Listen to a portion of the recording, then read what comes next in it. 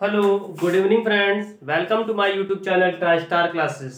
पिछली क्लासेस में हमने वर्तनी पढ़ा था। वर्तनी में हमने छा और छा का प्रयोग पढ़ लिया था। आज हम सीखेंगे बा और वा का प्रयोग। चलिए बच्चों, हम स्टार्ट करते हैं बा और वा का प्रयोग अपने वर्तनी चैप्टर पे। ठीक है, चैप्टर हमारा चल रहा था वर्तनी। ठीक है, चलिए बा और वा में क्या अंतर है। ठीक है, इनका प्रयोग जो है कहाँ कहाँ पे किया जाता है। बा है और एक बच्चों क्या है, वा है। ठीक है, बा का हिंदी में देखें तो बा वालों की संख्या अधिक है, लेकिन वा की संख्या हिंदी में कम है। हिंदी में यानी कि देखा जाए तो बा की संख्या अधिक है, यानी बा का यूज ज्यादा है, और हिंदी में यानी कि वा का यूज कम है। जबकि यही अगर उल्टा देखें, ठीक इसका उल्टा अगर देखने, वा में इसका यूज ज्यादा, संस्कृत में इसका यूज ज्यादा संस्कृत में नहीं है। ठीक है बच्चों, संस्कृत में क्या है, वा वाले शब्दों का ज्यादा यूज है, बा का यूज नहीं है। जबकि हिंदी में देखा जाए तो हिंदी में बच्चों क्या है, बा का ज्यादा यूज है और वा का ज्यादा कहीं पर प्रयोग नहीं है। ठीक है, जैसे संस्कृत के बा वाले कुछ शब्द हैं, संस्कृत के कुछ बा बकरी वाले शब्द हैं। ठीक है, संस्कृत के बा वाले शब्द कौन कौन से हैं बच्चों। बंद,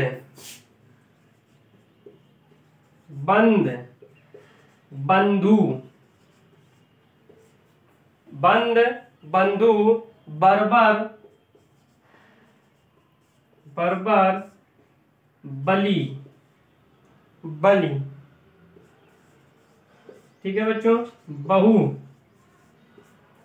ये सब क्या है, ये संस्कृत के बा वाले कुछ शब्द हैं। ठीक है, और संस्कृत के बा वाले शब्द देखें, ये संस्कृत के बा वाले शब्द हैं। अगर संस्कृत के हम लोग वा वाले शब्द देखें तो एक हमारा है वहन। क्या है बच्चों, वहन। ठीक है, वचन, वर्जन, वचन, वर्जन। ठीक है प्यारे बच्चों, वहन, वचन, वर्जन, व्यवहार।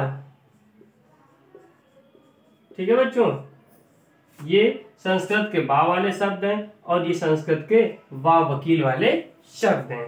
ठीक है बच्चों, प्राय, प्राय क्या होता है, यदि हम बा को वा कर दें या वा को बा कर दें तो इनका क्या होता है, अर्थ में परिवर्तन हो जाता है। ठीक है, इन दोनों को यानी कि अगर हम बा को वा में बदल दें और वा को बा में बदल दें तो क्या होता है, इनके अर्थ पर बच्चों परिवर्तन हो जाता है। जैसे यूं कहें एग्जाम्पल के तौर पे वहन, वहन लिखा है। ठीक है बच्चों, यहाँ पे वा की जगह हम यदि बा बकरी कर दें, बहन कर दें, तो बच्चों देखिए इनके अर्थ में परिवर्तन हो गया। बहन का अर्थ कुछ और है और बहन का अर्थ कुछ और है। ठीक है बच्चों, इसी प्रकार से हम देखें एक वात एक बात।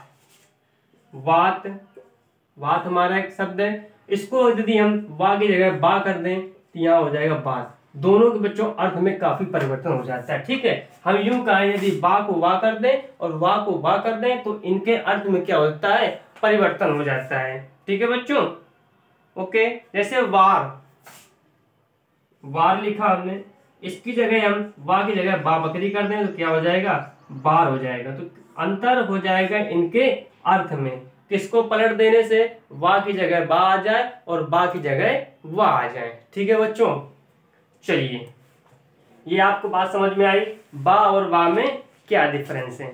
ठीक है बच्चों, अब हम बात करेंगे रा व्यंजन का प्रयोग, रा व्यंजन का प्रयोग।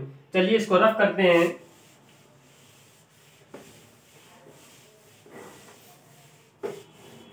जैसे आपने देखा होगा बहुत जगह क्या होता है, जैसे उर्फ में ऐसे नाम लिखते हैं तो ये मान लो एक ये वाली मात्रा होती है, फा की उड़ंतु मात्रा इसे बोलते हैं, रा वाली उड़ंतु मात्रा।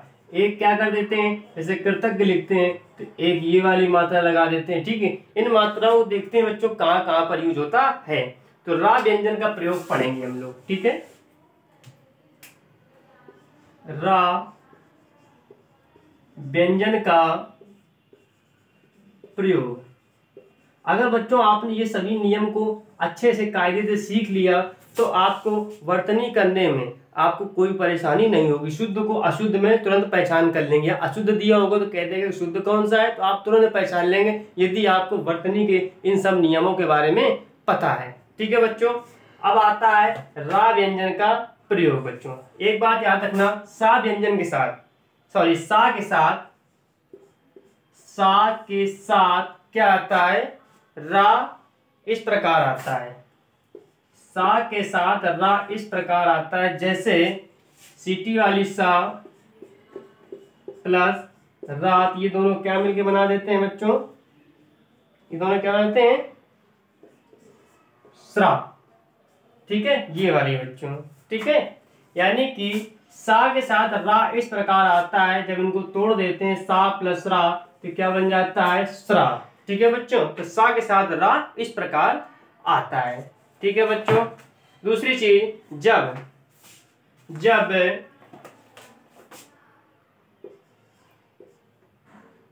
रा छा टा ठा डा धा अड़ा व्यंजनों को छोड़कर यदि हम इन व्यंजन को क्या कर दें, इन व्यंजन को छोड़ दें, इन व्यंजनों को छोड़कर अन्य व्यंजनों के साथ क्या आता है, रा आता है। यानी कि डा छा टा ठा डा ड़ा अड़ा, इनको यदि छोड़ दें तो अन्य व्यंजनों के साथ क्या आता है, रा आता है। इनको छोड़ दें और अन्य हमारे जो व्यंजन है, अन्य व्यंजन के साथ क्या आता है, रा आता है, तब वे व्यंजन आधे रूप में आते हैं। तब वे व्यंजन क्या होते हैं, आधे रूप में आते हैं। जब यदि हम इनको छोड़ दें और अन्य व्यंजन के साथ रा आता है, तब क्या होता है, तब ये व्यंजन जो होते हैं आधे रूप में आते हैं। ठीक है, और ऐसी स्थिति में रा का प्रयोग इस तरह होने लगता है। ठीक है बच्चों, और ऐसी स्थिति में तब क्या होता है, रा का प्रयोग इस तरह होता है, जैसे क्रम। देखिए रा का यूज इस तरह होने लगा है। ठीक है बच्चों, जब इन सभी को क्या करें, इन व्यंजनों को छोड़कर अन्य व्यंजन साथ क्या आता है, रा आता है। इन व्यंजनों के साथ कभी भी क्या होता है, इस तरह की मात्रा यानी कि रा नहीं आता है। ठीक है, अब यहाँ पे रा क्या होगी, रा जो है इसके रूप में आने लगी, यानी कि आधी राई हम कह सकते हैं, क्रम हो गया। ठीक है, जैसे प्रभात बच्चों, क्या हो गया, प्रभात। ठीक है, ऐसे तो लिखा है प्रभात। ठीक है बच्चों, ये समझ में आ गया आपको, हम जानते हैं जो है इनके साथ, ये एक बार हम फिर से बता दे रहे हैं, इनके व्यंजनों के साथ कभी भी क्या होगा, रा आदि वाली इस तरह की नहीं आएगी। इनको यदि छोड़ दें, क्या जो अभी हमने वर्ड लिखा क्रम में का, क्या यहाँ पर कहीं है, नहीं है, तो वही चीज इसमें क्या आ गया कि इनको छोड़ के जो अन्य व्यंजन के साथ रा आते हैं तो उनमें रा का परिवर्तन इस तरह हो जाता है, इस तरह। ठीक है, ये वाली रा लगने लगती है। ठीक हो, ओके बच्चों, क्रम में ऐसे लिखा गया प्रभात। ठीक है बच्चों, चलिए इसी के एग्जाम्पल और हम दे रहे हैं आपको ग्राम। जिसे कहते हैं ना गांव। ठीक है, देखिए बच्चों, ओके, बस ये व्यंजन के साथ हमेशा क्या होगा, रा नहीं आएगी, बाकी सभी के साथ आपका क्या होगा, इस तरह की रा आएगी। ठीक है बच्चों, चलिए बहुत अच्छी बात, इसको हम रफ करते हैं, आगे देखते हैं, आगे भी कुछ रा व्यंजन का भी प्रयोग है। ठीक है, वो कहां पर है, छा छाता, टा ठा डा धा, छा टा ठा डा ढा, यानी ढा ढक्कन। ठीक है, जब ये व्यंजन आधे या स्वर विहीन हो, जब ये व्यंजन आधे या स्वर विहीन हो तो उसके बाद रा है। यानी कि हमने क्या कहा, जब ये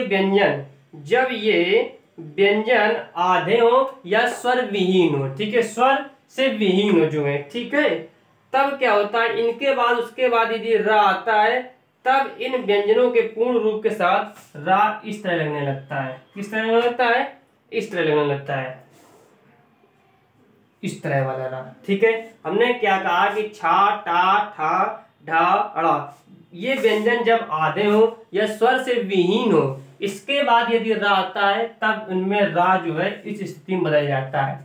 जैसे कि ड्रम, जैसे कि क्या हो गया, ड्रम, डा। ठीक है, ये व्यंजन जब आधे हो या स्वर विहीन हो तब इनके बाद यदि रा आता है तब रा इस तरह लिखते हैं। इसके बाद हम रा ला रहे हैं, ड्रम लिखना है हमको। ठीक है, तो ड्रम देखो रा, ड्रा में, तो हमने इस तरह की देखिए रा लिखा जो है ड्रम। ठीक है बच्चों, जैसे ट्रेन लिखते हैं, इसके बाद हम देखो रा ला रहे हैं, इन व्यंजन के बाद क्या ला रहे हैं, रा ला रहे हैं। देखिए ट्रेन, तो टा के नीचे क्या कर दिया, ये मात्रा बना दी। ठीक है बच्चों, ये रा की है। ठीक है, यानी कि इन व्यंजन के पूर्ण रूप के साथ रा का प्रयोग इस तरह होने लगता है। ठीक है मेरे प्यारे बच्चों, ट्रक हो गया आपका, ट्रक। देखिए टा के बाद, यानी कि टा के बाद क्या है, रा आ रहा है, तब हमने रा का परिवर्तन इस तरह से कर दिया। ठीक है बच्चों, ये वाली रा हमने लगा दी। चलिए बहुत अच्छा, हम उम्मीद करते हैं कि आप अच्छा सीख रहे होंगे। ठीक है बच्चों, चलिए अगला इसमें हमारा एक चीज और है, एक रा का यूज और है, जिस रफ कर दें इसको बच्चों, समझते चलना बच्चों। अगर आप समझ गए तो बहुत अच्छा है। ठीक है बच्चों, जिसको कुछ भी दिक्कत हो, कोई भी जैसा चीज हम बताते हैं, अगर आपको नहीं समझ में आती है तो आप YouTube के कमेंट बॉक्स में आप हमको लिख के भेज सकते हैं, सर हमको ये चीज समझ नहीं आई है, उसका हम सोल्यूशन आपको सेंड कर देंगे, बता देंगे आपको सोल्यूशन। ठीक है, और ज्यादा हो तो आप हमारे टेलीग्राम के चैनल पे आप जुड़ सकते हैं। टेलीग्राम चैनल का नाम हमारा है ट्राई स्टार क्लासेस। ठीक है बच्चों, चलिए अब एक आता है आधे रा के लिए, जिसे कहते हैं उर्फ वाला, उर्फ वाला। ठीक है, आधे रा के लिए प्रयोग, आधे रा के लिए भी चिन्ह का प्रयोग होता है। जैसे हम लोग लिखते हैं दर्द, दर्द, इनके साथ क्या है, आधा रा आया है। गर्म, धर्म। ठीक है बच्चों, इनके साथ क्या है, आधी रा कर आई है। ठीक है, ये भी रा होती है, इनको बोलते हैं उर्फ वाली, यानी इसको पूरा इस तरह लिखते हैं ऊर्ध्व रेफ। ठीक है बच्चों, ये वाली समझ में आ गई। तो रा व्यंजन का प्रयोग हम लोग इस तरह भी करते हैं। ठीक है, जैसे एग्जाम्पल दिखाए हमने, दर्द, गर्म, धर्म। ठीक है, ऐसे और भी बहुत एग्जाम्पल हैं, कर्म।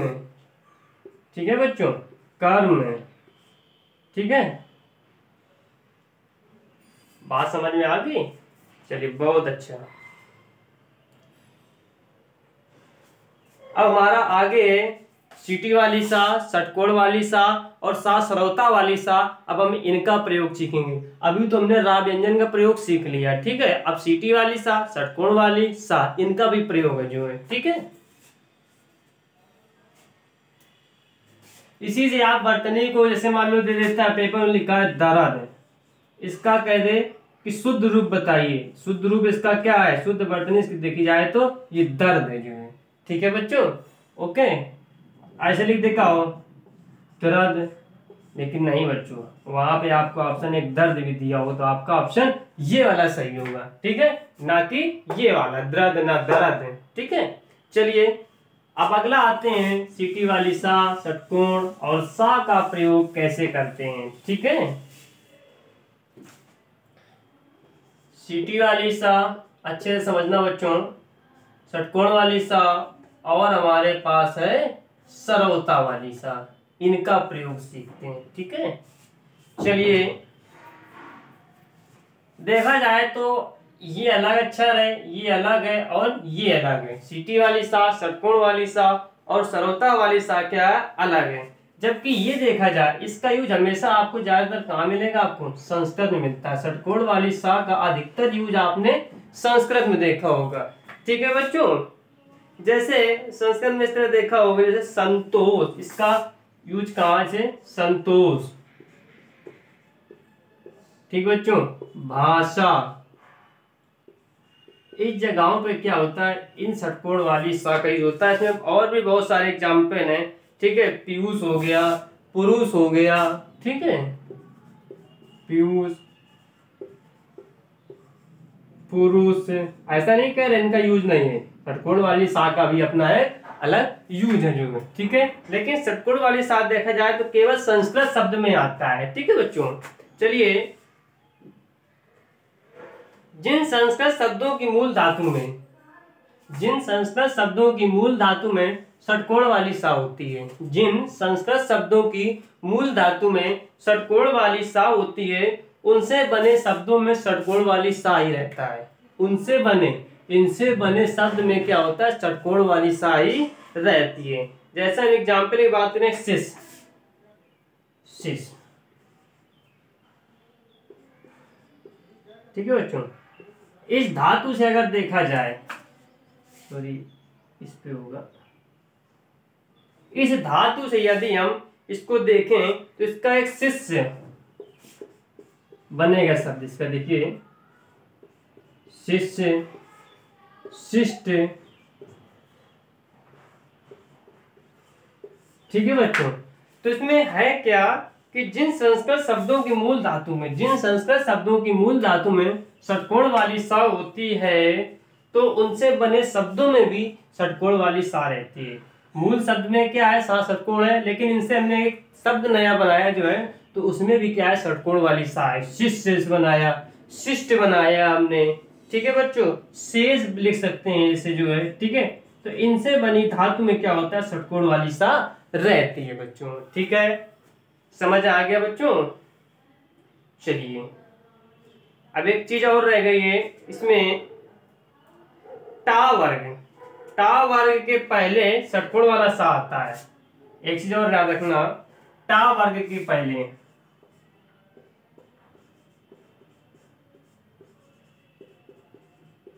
टा वर्ग के पहले भी क्या होता है, षटकोण वाली सा आती है, ठीक है। अब कैसे आती, जैसे सडानन, हमने लिखा सडानन, ठीक है। टा वर्ग के पहले यानी का वर्ग भी आता है, ठीक है, चा वर्ग भी आता है, ठीक है, टा वर्ग भी आता है। हमने एक एग्जाम्पल लिखा सडानन, ठीक है। टा वर्ग भी पूरा ले लिया है यहाँ पर, ठीक है। सडानन, सडानन, डा डलिया किस वर्ग में आती है, टा, ठा, डा, इस वर्ग में आती है। ठीक उससे पहले देखिए क्या आया है, षटकोण वाली सा हमारी आई हुई है, ठीक है बच्चों। जैसे अगला देखें, कष्ट, कष्ट, एक एग्जाम्पल देखें, नष्ट, ठीक है। देखिए टा वर्ग से पहले हमारे क्या आई, षटकोण वाली सा आई है बच्चों। इसमें देखिए नष्ट में टा, टा दिया यानी कि टा वर्ग से पहले इसमें भी क्या आई है, षटकोण वाली सा आई है, ठीक है बच्चों। चलिए,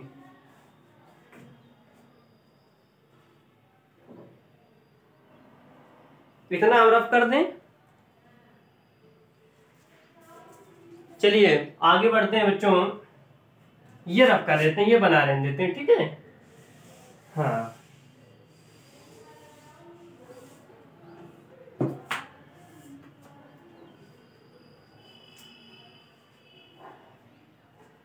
वर्तमान में यदि हम देखें, वर्तमान में ऋषि वाली सा, प्रेजेंट में की बात कर रहे हैं, यानी कि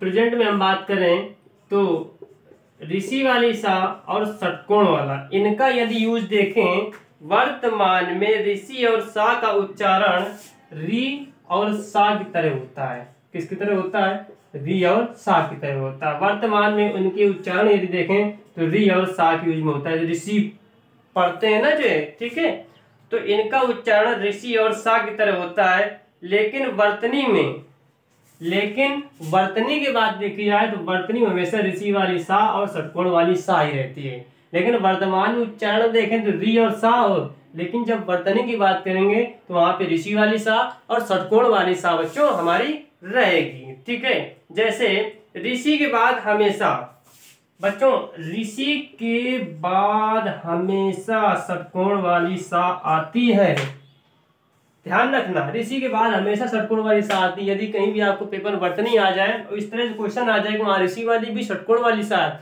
तो ऋषि के ठीक बाद देखना वहां षटकोण वाली सार लगी होगी, तो वहीं पे आंसर हमारा आपको जो है सही हो जाएगा। चलिए जैसे हम इसमें एग्जाम्पल की बात करते हैं, कृषि,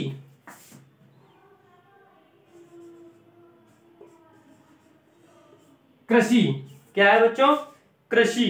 अगला है ऋषि,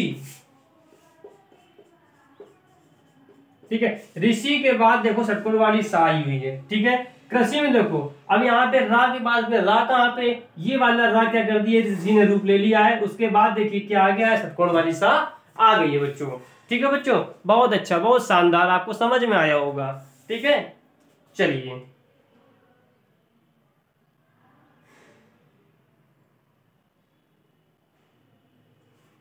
अगला, अगला इसी में पॉइंट और है, सा और सा के प्रयोग हम अभी पढ़ रहे हैं बच्चों। इसमें हमारा एक पॉइंट और है, वो हमारा पॉइंट क्या है, बहुत अच्छा पॉइंट है।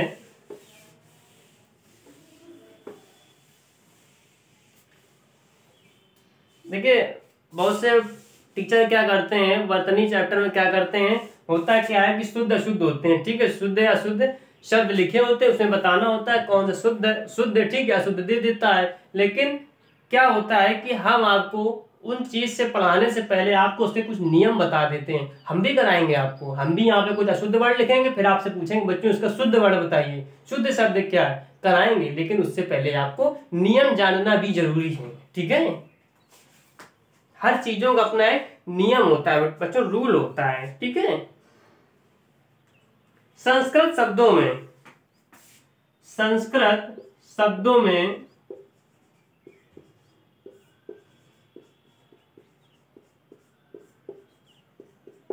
संस्कृत शब्दों में बच्चों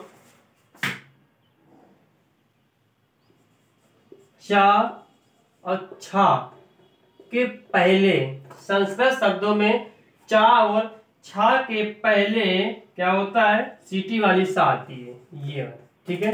तो संस्कृत शब्दों में क्या होता है, चा और छा के पहले ये आता है, सा आता है, ठीक है बच्चों। देखिए एग्जाम्पल समझेंगे आप, जैसे हम समझाते हैं आपको, निश्चल, निश्चल है, एक एग्जाम्पल लिखते हैं निश्चल है। देखिए बच्चों चा और छा के पहले आपका सीटी वाली सा आएगी, चा के ठीक पहले सीटी वाली सा आई है कि नहीं आई है बच्चों।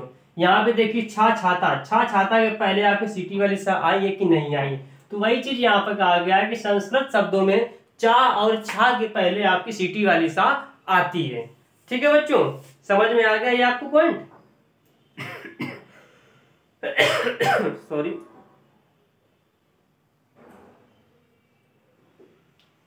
एक यूज और रह गया है इसमें, ठीक है।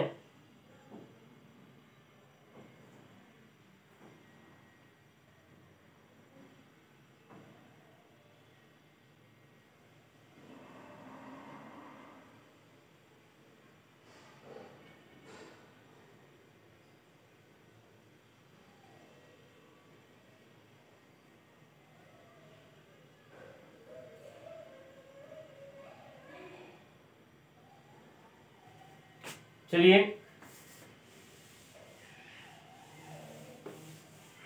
अगला इसमें क्या रूल है, वो है जहां सीटी वाली सा, सीटी वाली सा और षटकोण वाली सा दोनों एक साथ आते हैं। दोनों कैसे आते हैं, एक साथ आते हैं, लिख देते हैं एक साथ।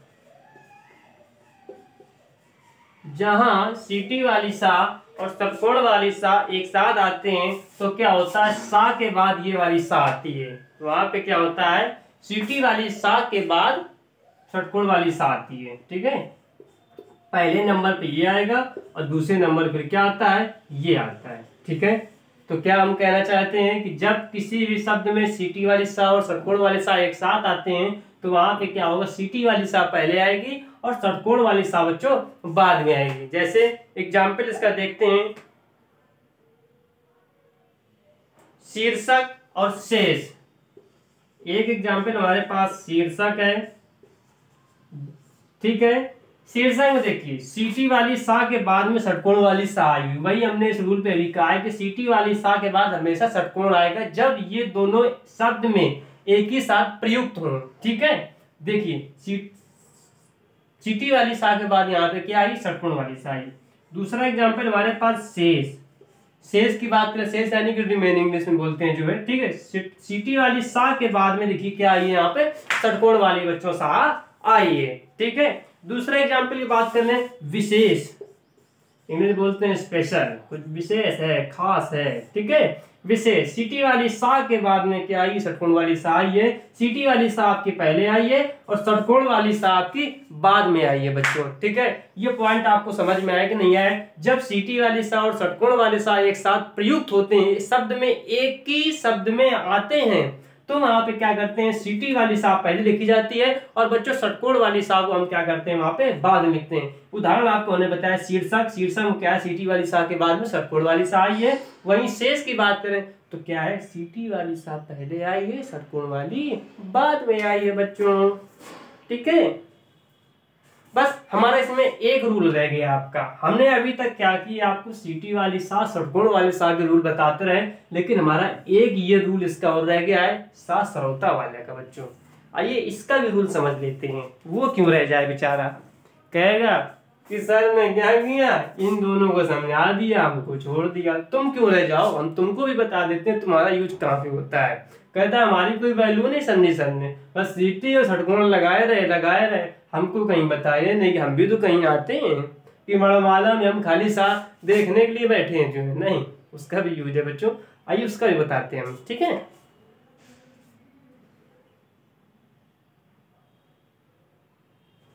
अच्छा रफ करते हैं इसको।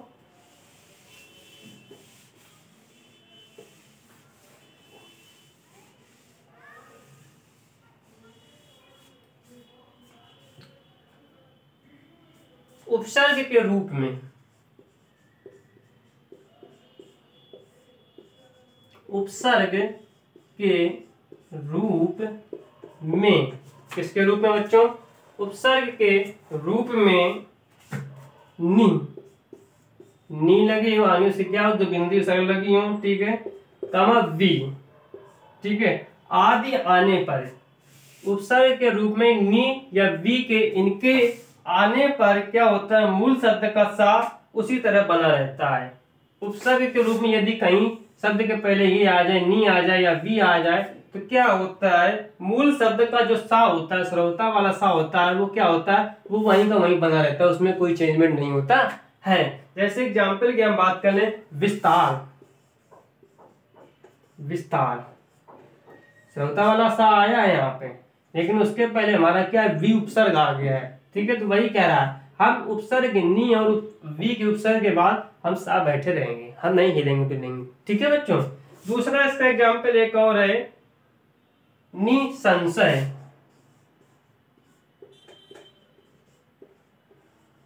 निसंशय, नी उपसर्ग के बाद श्रोता वाली सा आई है, देखो वहीं पे बैठा, कह रहे नहीं हम यहीं बैठे रहेंगे, ठीक है बच्चों। एक चीज समझ में आई है, चलिए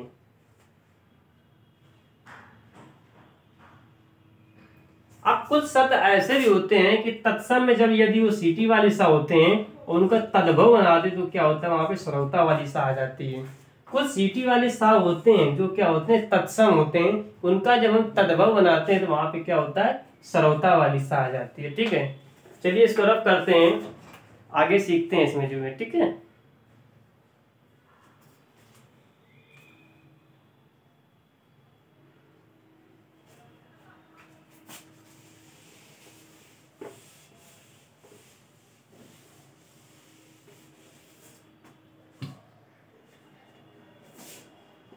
जब तत्सम में, तत्सम शब्दों में सीटी वाली सा हो और उसका तद्भव बनाए, तद्भव शब्द, तो वहां पे क्या, श्रोता वाली सा। देखिए कैसे, एग्जाम्पल, सूली, सूली, इसके तत्सम शब्द में क्या आ रहा है, सीटी वाली सा आ रही। बच्चों जब भी तत्सम शब्द में सीटी वाली सा है, उसका तद्भव बनाना हो तो क्या कर देंगे, सीटी वाली सा को हटा के वहां क्या कर देंगे, श्रोता वाली सा कर देंगे। तो सूली की जगह क्या कर देंगे बच्चों, सूली, हमने वहां पे क्या कर दिया, श्रोता वाली सा लगा दिया, ठीक है बच्चों। ओके, समझ आया कि नहीं आया, ठीक है।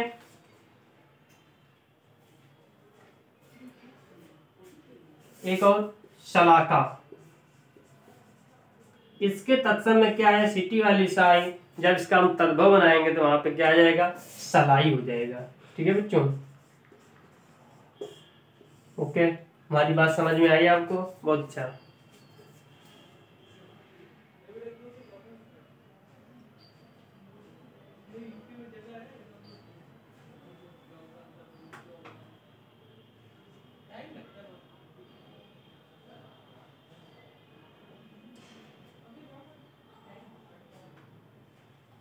अच्छा एक चीज हम आपको बताएं, जैसे हमने ये लगा देते हैं सिटी वाली सा, ये इनका मतलब समझते हैं क्या होता है, नीचे मात्रा लगी होती है, इनका मतलब होता है कि आधे सिटी वाली सा है, यानी कि ये आधे सिटी वाली सा की बात कर रहे हैं, यहाँ पे भी क्या कर रहे हैं, आधे सा की बात कर रहे हैं। ठीक है बच्चों, जब यहाँ पर नीचे क्या होता है, हलन जैसे लगा देते हैं, तब वहां पे हम आधे की बात कर रहे होते हैं। ठीक है, ओके बच्चों।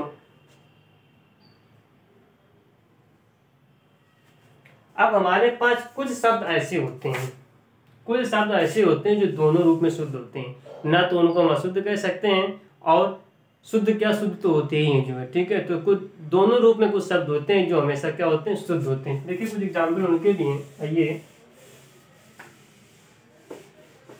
एग्जाम्पल की बात करें, कौशल्या,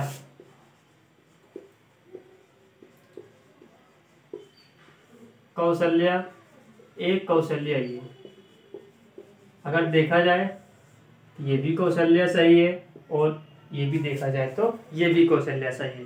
कुछ शब्दों के रूप वैकल्पिक होते हैं, वो दोनों रूप में ही कैसे होते हैं, शुद्ध होते हैं। ठीक है, ये भी कौशल्या आपका सही है और ये भी कौशल्या आपका सही है बच्चों। ठीक है, अगला जैसे बात करने केसर, एक केसर गुटखा भी होती है, मार्केट में आती है। ठीक है, एक केसर देखा जाए तो ये भी सही है आपका, और एक केसर की बात करें तो ये भी केसर आपका सही है। तो कुछ शब्द होते हैं दोनों उनका क्या वैकल्पिक रूप में होते हैं, वो दोनों के एग्जाम की दृष्टि से हमको देखें तो वो दोनों रूप कैसे होते हैं, शुद्ध होते हैं बच्चों। ठीक है,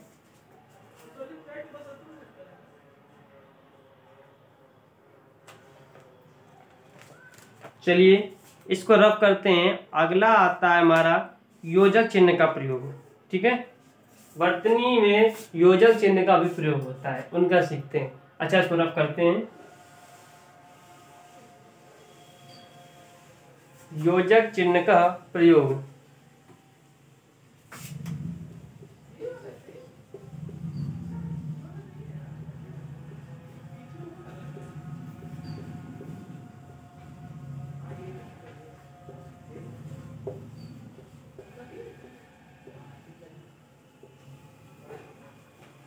योजक चिन्ह का प्रयोग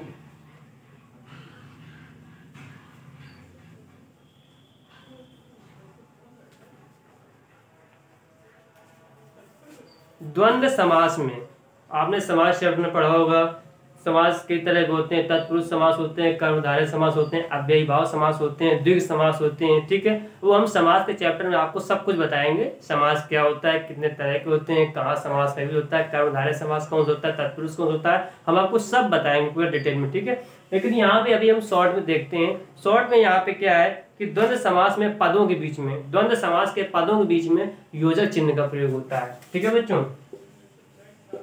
द्वंद्व समास के पदों के बीच, पदों के बीच योजक चिन्ह का प्रयोग होता है।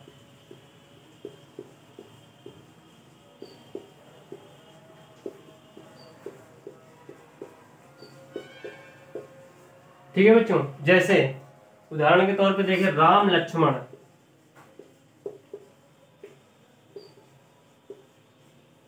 ठीक है, द्वंद्व समास के पदों के बीच, द्वंद्व समास के पदों के बीच हमने क्या किया, योजक चिन्ह का प्रयोग किया। योजक चिन्ह कैसा होता है, ऐसा।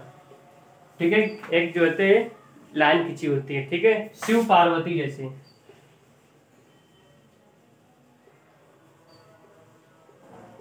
शिव पार्वती बच्चों। ठीक है, तो क्या कहेंगे, पेपर में क्वेश्चन आ जाए यदि कि क्या द्वंद्व समास के पदों के बीच योजक चिन्ह का प्रयोग होता है, जी बिल्कुल होता है। द्वंद्व समास के पदों के बीच योजक चिन्ह का प्रयोग होता है। हमने आपको दिखाया राम लक्ष्मण के बीच देखिए लगा, शिव पार्वती के बीच में भी आपका योजक चिन्ह लगा। ठीक है बच्चों।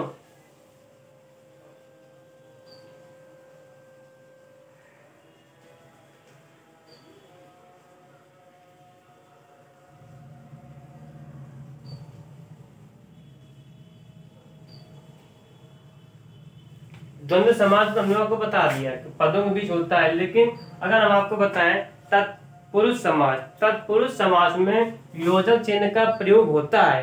तत्पुरुष समास में योजक चिन्ह का प्रयोग होता है, लेकिन वहां पर होता है जब वहां पे किसी चीज की संभावना जताई जाए। ठीक है, वहां पे जब किसी चीज की क्या बताई जाए, संभावना हो, संभावना हो। ठीक है, तब वहां पर तत्पुरुष समास में क्या करते हैं, योजक चिन्ह का प्रयोग करते हैं। जैसे भूतत्व,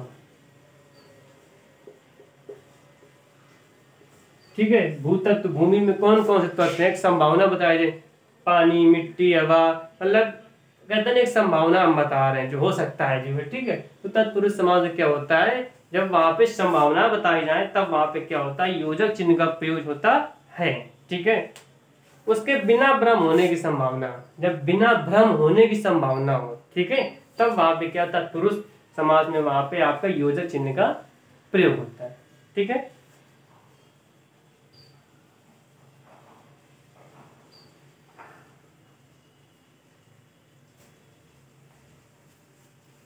लेकिन एक जनरली देखें, जनरली रूप से यदि देखें तो तत्पुरुष समास में क्या होता है, योजक चिन्ह का प्रयोग नहीं होता है।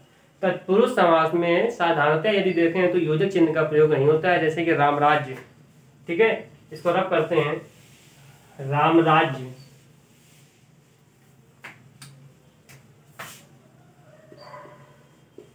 रामराज्य, ग्रामवासी। ठीक है बच्चों, तो तत्पुरुष समास यदि देखें तो यहाँ पे क्या होता है, योजक चिन्ह का प्रयोग साधारणतः नहीं होता है। ठीक है बच्चों, आत्महत्या,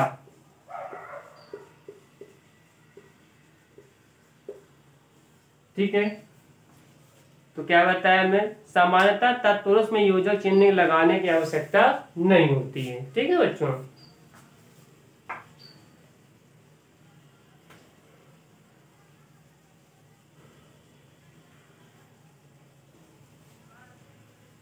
अब अगला पॉइंट, जब एक शब्द क्या हो, सार्थक हो, एक शब्द सार्थक हो, दूसरा शब्द निरर्थक हो, तब वहां पे हम योजक चिन्ह का प्रयोग करते हैं। जब एक शब्द हमारा सार्थक हो, दूसरा शब्द निरर्थक हो, तो वहां पे हम बच्चों योजक चिन्ह का प्रयोग करते हैं। जैसे एग्जाम्पल देखते हैं, उल्टा पुल्टा,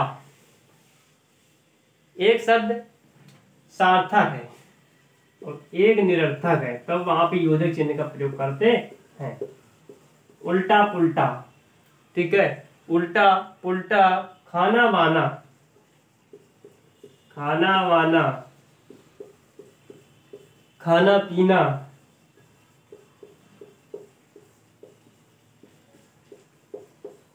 ठीक है बच्चों, उल्टा पुल्टा, खाना वाना, खाना पीना, झूठ मूठ, ठीक है, झूठ मूठ।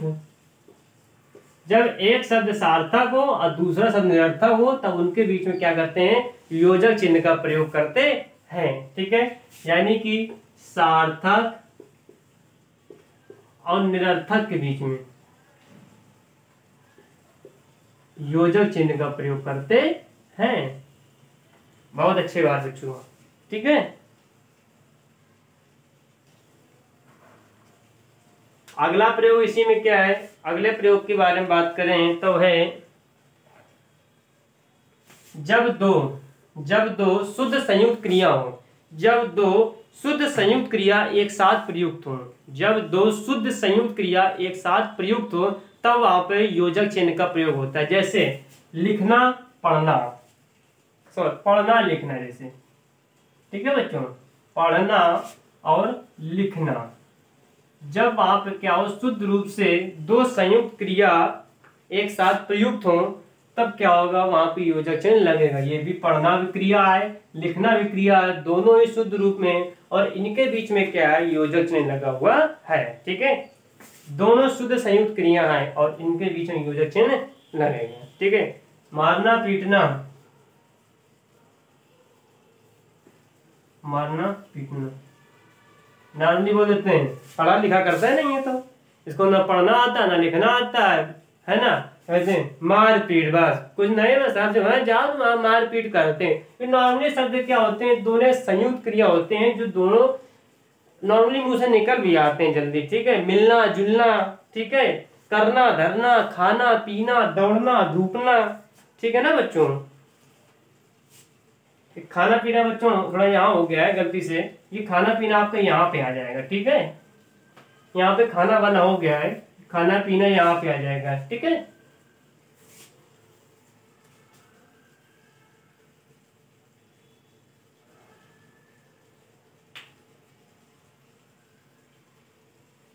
अगला क्या है कि क्रिया की मूल धातु, क्रिया की मूल धातु के साथ आई प्रेरणार्थक क्रियाओं के बीच भी योजक चिन्ह का प्रयोग होता है। यानी कि क्रिया की मूल धातु के साथ, क्रिया की मूल धातु के साथ आई प्रेरणार्थक क्रिया, आई प्रेरणार्थक क्रियाओं के बीच भी योजक चिन्ह का प्रयोग होता है। जैसे उड़ना उड़ाना, इसको रफ करते हैं यहाँ पे। हमने अभी क्या कहा, क्रिया की मूल धातु के साथ, क्रिया की मूल धातु के साथ, क्रिया की मूल धातु के साथ तो क्या है, प्रेरणार्थक क्रिया, प्रेरणार्थक क्रिया आए तब क्या होगा, वहां पर योजक चिन्ह का प्रयोग होगा। ठीक है, फैलना फैलाना, फैलना तो क्या होगा, फैलाना। इनके बीच में क्या योजक चिन्ह लगा, उड़ना, योजक चिन्ह लगा दिया, उड़ाना। ठीक है, यानी कि क्रिया की मूल धातु के साथ जब प्रेरणार्थक क्रिया है तब वहां पे भी क्या होगा, योजक चिन्ह का प्रयोग होगा। ठीक है,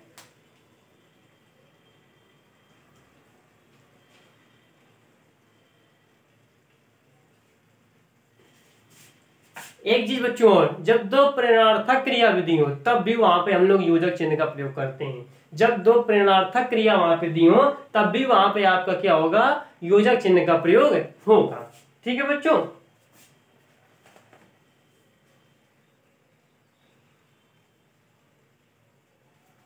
एक चीज और रह गई इसमें, बहुत इंपॉर्टेंट है।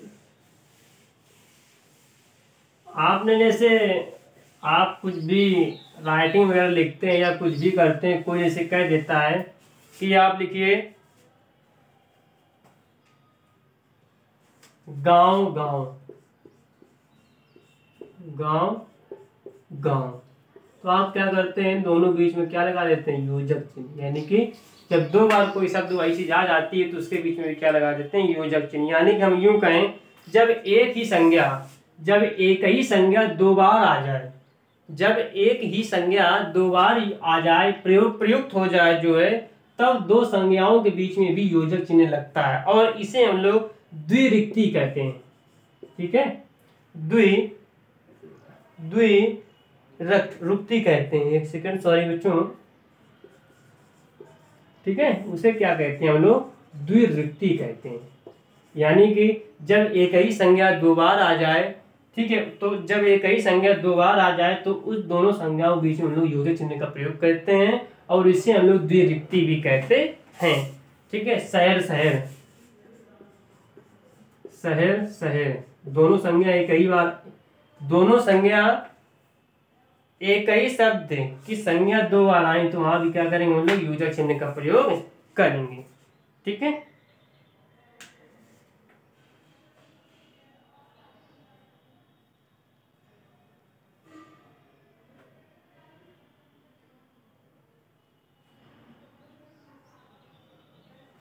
और जब कोई निश्चित संख्यावाचक विशेषण हो तो उसके बीच में भी हम लोग योजक चिन्ह का प्रयोग करेंगे। निश्चित संख्यावाचक विशेषण दो चार, तो इनके बीच में भी हम लोग योजक चिन्ह का प्रयोग करेंगे। 10 20, 10 और 20, तो क्या करेंगे, इनके बीच में भी हम लोग क्या करेंगे, योजक चिन्ह का प्रयोग करेंगे। ठीक है, 1 2,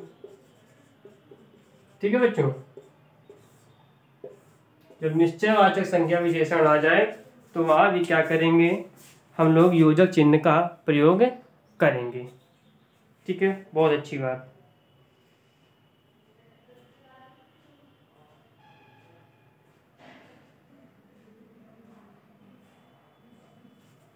और जब अनिश्चित संख्यावाचक विशेषण में सा सी से आ जाए तब वहां पे क्या करते हैं, इनको जोड़ते हैं, तब दोनों बीच क्या होता है, योजक चिन्ह लगता है। ठीक है, जब यानी कोई अनिश्चयवाचक संख्या विशेषण आ जाए और जब वहां पर सा सी से लगे तो क्या होता है, सा सी से आदि जोड़े जाएं तब दोनों बीच में योजक चिन्ह लगता है। जैसे उदाहरण के तौर पे आपको हम बताते हैं, कम से कम, कम से कम अनिश्चयवाचक संख्या विशेषण आया है। ठीक है, इसके बीच में क्या है, यदि सा आ जाए, सी आ जाए या से आ जाए, ठीक है, तो इनको क्या करते हैं, जोड़ते हैं। दो वर्ण से देखो जोड़ा, दो अनिश्चय संख्यावाचक से जोड़ा जो है, और इनके बीच में क्या करते हैं हम लोग, चिन्ह लगाते हैं, योजक चिन्ह। ठीक है बच्चों, बहुत सी बातें।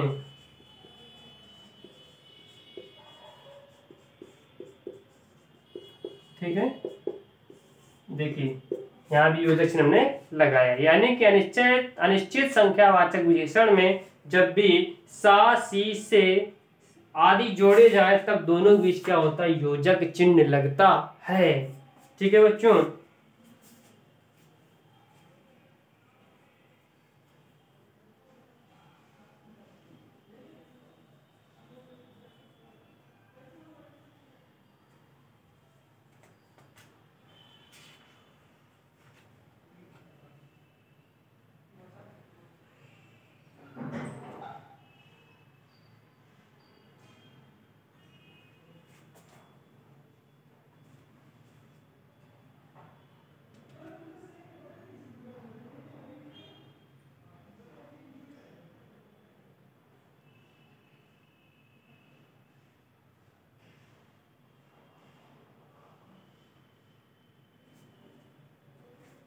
एक ही याद रखना बच्चों, विशेष और विशेषण के बीच में कभी भी योजक चिन्ह नहीं लगाना। विशेष और विशेषण के बीच में कभी भी योजक चिन्ह का प्रयोग नहीं होता है। ठीक है, जैसे एग्जाम्पल के बात हम बताएं आपको, जैसे हमारा लिखा है मातृभाषा, मातृभाषा, तो विशेष और विशेषण के बीच में कभी भी योजक चिन्ह नहीं लगता है। ठीक है, इन दोनों को एक साथ ही कंपाइल करके इस तरह आप ले सकते हैं, मातृभाषा। जब भी आपने मातृभाषा कहीं भी लिखा देखा होगा तो इस रूप में ना देखा होगा, जबकि इस रूप में आपने लिखा देखा होगा। ठीक है बच्चों, हिंदू विवाह इसका एग्जाम्पल है, इस तरह तो आपने नहीं देखा होगा, जब भी आपने देखा होगा तो एक साथ जुड़े होंगे, हिंदू विवाह। ठीक है बच्चों, चलिए बहुत अच्छी बात। बच्चों आज की क्लास को हम यहीं पे सेशन को ऑफ करते हैं। अतः देखिए योजक चिन्ह का प्रयोग और भी जगह होता है, लेकिन हम अभी इतना समझ लिए है, बस हमारे एग्जाम पॉइंट ऑफ व्यू से इतना हमारे लिए बहुत है। कल से हम क्या करेंगे, इन पे कुछ आपके लिए अशुद्ध वर्ड लाएंगे, उनको हम आपसे पूछेंगे कि शुद्ध करके बताइए इसका शुद्ध रूप क्या होगा। ठीक है, जो हमने अभी तक नियम सीखे हैं इन्हीं संबंधित जो है आपके शब्द लाएंगे जो है। ठीक है, कल की क्लास में चलिए बने रहिए, मस्त रहिए, स्वस्थ रहिए। कल फिर आपसे मुलाकात करते हैं। एक प्रॉब्लम ये आ रही है कि थोड़ी अभी टाइम की इरेगुलरिटी हो रही है, मतलब इरेगुलरिटी कहने मतलब आपको क्लास समय से नहीं मिल पा रही है। ठीक है, जैसे एक शेड्यूल होना चाहिए क्लास का। मैं आपकी बात समझता हूँ कि जैसे 4 बजे वीडियो मैं डालता हूँ सपोज दैट, तो आपको अगले दिन भी 4 बजे आपकी वीडियो मिल जाए, लेकिन बच्चों थोड़ा क्या है, उसका थोड़ा इशू है, थोड़ा टेक्निकल इशू कारण जो है आपकी क्लास थोड़ा लेट हो जाती है। उसके लिए हम माफ़ी चाहते हैं, कोई बात नहीं, धीमे धीमे इसको जो है सब सही किया जाएगा। ठीक है बच्चों, परेशान ना हो। ठीक है, चलिए बने रहिए बच्चों, थैंक यू।